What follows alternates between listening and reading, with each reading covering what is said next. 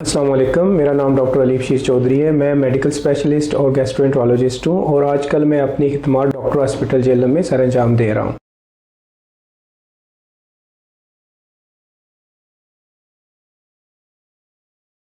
आज का हमारा मौजू है डिप्रेशन, जिसका काफ़ी लोग शिकार हैं और आजकल ख़वातीन ख़ुसूसन इसमें ज़्यादा मुब्तला हैं। डिप्रेशन में कौन सी अलामतें आ सकती हैं, जैसे कि नींद का ना आना, भूख का ना लगना, कमज़ोरी महसूस होना, जिस्म में दर्द होना, थकावट रहना हर वक्त, और किसी काम में दिल ना लगना, या किसी काम का करने की हिम्मत ना पैदा होना, या वो काम जो पहले करने से आपको खुशी महसूस होती थी अब वो काम करने से आपको खुशी महसूस नहीं होती। या इसकी जब डिप्रेशन ज़्यादा हो जाती है तो फिर इंसान में अपने आप को नुकसान पहुंचाना या दूसरे किसी को नुकसान पहुंचाना, और इस कोशिश में वो खुदकुशी तक भी जा सकता है। अब इसकी वजह क्या होती है डिप्रेशन की? डिप्रेशन की मुख्तलिफ वजूहत है, जिसमें सबसे जो बड़ी वजह है वो है जेनेटिक कॉज है, जो कि मारूसी होती है। अगर पेरेंट्स में से किसी को डिप्रेशन थी तो 30% चांस है कि बच्चों में भी डिप्रेशन होगी जिंदगी में किसी न किसी मोड़ पे। और इसके अलावा कुछ बायोलॉजिकल फैक्टर्स होते हैं, सोशल माशरती पहलू होते हैं। जिस इंसान को डिप्रेशन होती है उसका बचपन कैसे गुजरा है, ये भी हो सकता है कि बचपन में वालिदैन ने उस बच्चे पे बिल्कुल तवज्जो नहीं दी, या वो बहुत ज्यादा ओवर प्रोटेक्टेड रहे हैं। दोनों सूरतों में जो है वो इंसान जो है वो डिप्रेशन में बड़ा होके जा सकता है। या आप किसी ऐसी सिचुएशन से गुजरे हैं जिसका आपने नहीं सोचा था, जैसे आपकी जॉब चली गई है, कोई फाइनेंशियल प्रॉब्लम आ गए हैं, या आपके किसी प्यारे की जो है वो डेथ हो गई है,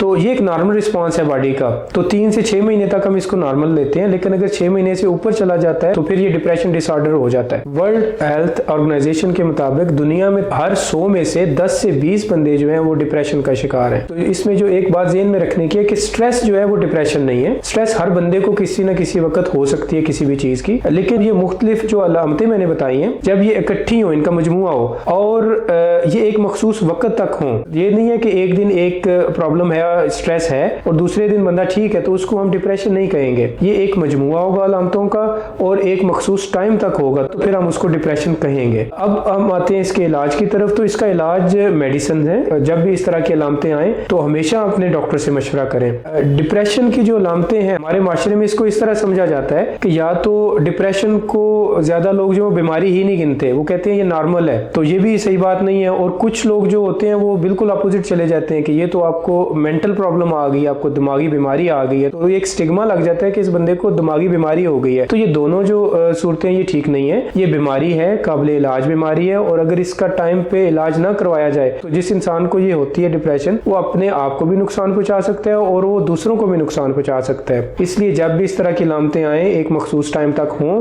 तो हमेशा डॉक्टर से मशवरा जरूर करें। अल्लाह पाक आपके लिए और हमारे लिए आसानियां पैदा फरमाए। आमीन। अल्लाह हाफिज।